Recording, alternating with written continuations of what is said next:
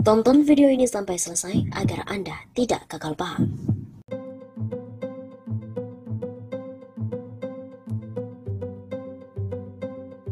Terungkap gurita bisnis tambang Luhut hingga putra Jokowi.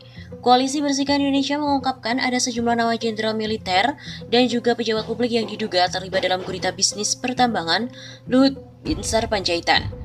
Merah Johansyah dari Jaringan Advokasi Tambang atau JATAM mengatakan sedikitnya ada 17 nama elit politik yang 6 diantaranya adalah merupakan jenderal TNI tinggi. Dari 17 aktor sosok politically exposed person tersebut, 6 diantaranya memiliki background militer, purnawirawan, prajurit, serta jenderal berbintang tinggi. 4 diantaranya adalah mantan menteri dan menteri aktif seperti Pak Luhut sendiri sebagai Menko. Kata Merah dalam diskusi virtual Jumat 8 Oktober.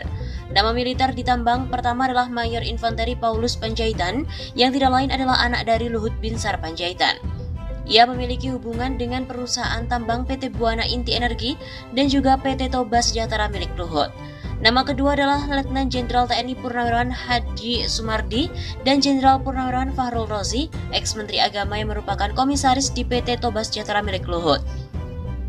Kemudian ada pula Jusman Syafi'i Jamal, ex-Menteri Perhubungan yang menjabat sebagai komisaris di PT Rakabu Sejahtera, PT Toba Sejahtera dan juga PT Kutai Energi.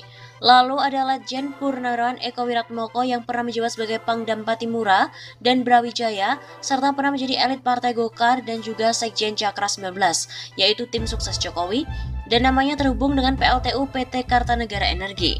Selanjutnya ada Letjen Purnawirawan Sunaidi Marasabesi, kepala dari Staf Umum ABRI tahun 2000-an yang menjabat sebagai Direktur Kutai Energi dan juga Presiden Direktur Utama TMU di Kalimantan Timur. Kemudian Arthur Mangaratua Ebenezer Simatupang sebagai Ketua Umum Asosiasi Produsen Listrik Swasta Indonesia yang berhubungan dengan PT Toba Pengembang Sejahtera milik Luhut.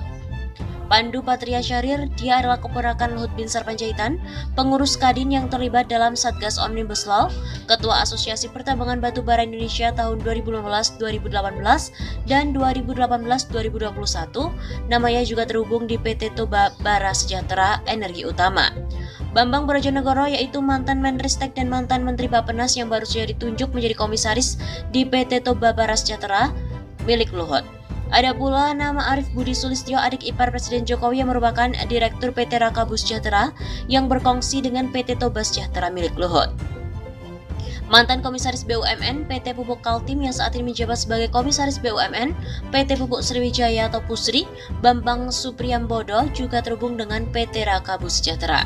Gurita bisnis tambang PT Rakabu Sejahtera juga menyeret nama dua anak Jokowi, yakni Kaisang Pangarep dan juga Gibran Rakabuming sebagai pemegang saham terbesar kedua di PT Papua Rakabu Sejahtera dan setelah Toba Sejahtera milik Luhut. Merah juga menyebut nama-nama pejabat publik dan militer ini tergabung langsung dengan gurita bisnis tambang Luhut Binsar yang banyak beroperasi di Kalimantan Timur dan Papua. Apa yang menghubungkan mereka? Aktor-aktor tadi ternyata juga memiliki jejak bukan hanya di Kaltim tapi juga Papua. Saham Toba Komdal Mandiri dan juga Tambang Raya Sejahtera seluruhnya juga terhubung dengan PT Toba Sejahtera yang sahamnya terhubung dengan Pak Luhut Panjaitan. Merah juga menegaskan perusahaan tambang ini telah berdampak buruk terhadap lingkungan dan masyarakat secara langsung seperti tanah longsor, banjir hingga bahaya lubang tambang. Dia juga mengecam laporan pidana yang dilakukan Luhut terhadap aktivis Lokataru Haris Ashar dan Kontras Fathia karena tidak terima namanya disebut bermain tambang di Papua. Pemerintah atau kepolisian dan juga aparat hukum untuk tidak boleh meneruskan dan melanjutkan kriminalisasi terhadap kawan-kawan kami, Fathia maupun Haris, karena yang mereka sampaikan adalah fakta yang tidak hanya terjadi di Papua tetapi juga di Kalimantan Timur. Pemerintah juga harus memperkuat penegakan hukum dalam operasi tambang batubara. Nama-nama pejabat publik dan militer di pusaran bisnis ini justru akan melemahkan posisi negara untuk menyelamatkan lingkungan hidup.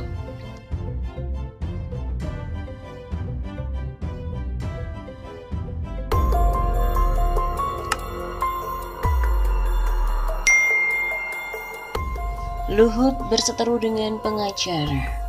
Sekalian akan dibuka keterlibatan Luhut di Papua. Pengacara Haris Ashar Nurholis Hidayat menyayangkan laporan polisi yang dibuat oleh Menko Bidang Maritim dan Investasi Luhut Binsar Panjaitan terhadap kliennya.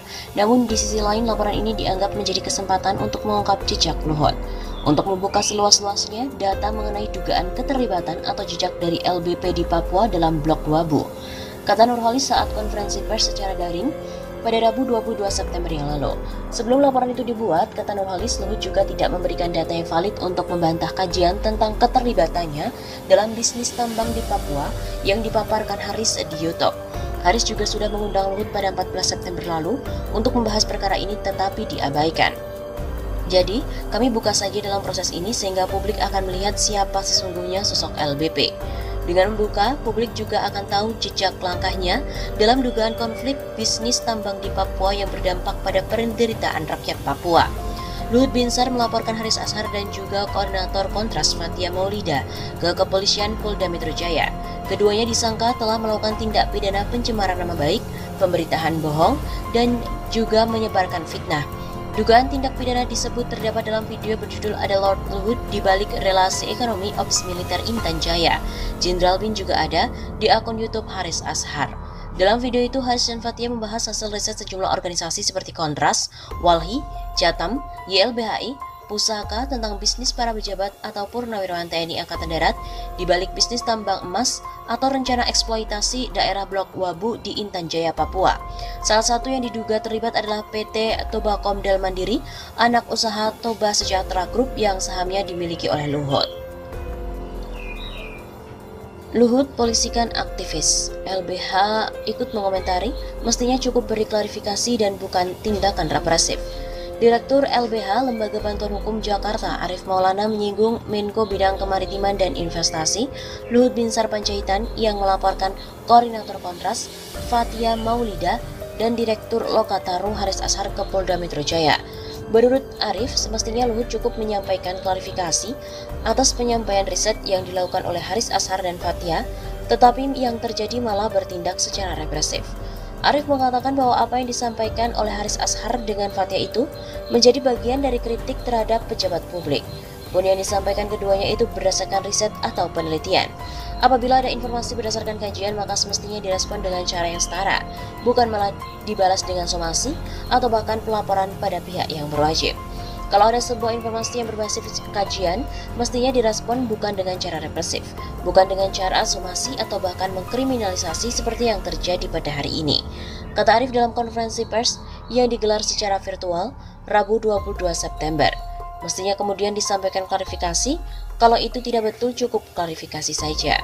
Dengan adanya klarifikasi itulah maka dialog antara kedua belah pihak bisa terciptakan, bukan malah yang ada melakukan ancaman baik melalui hukum pidana maupun hukum perdata. Karena itu Arief menyayangkan kalau Luhut pada akhirnya malah menyeret Haris Azhar dan Fathia ke jalur hukum. Jadi saya kira sangatlah tidak patut ketika kemudian informasi yang berbasis kajian akademik kemudian dijawab dengan kriminalisasi.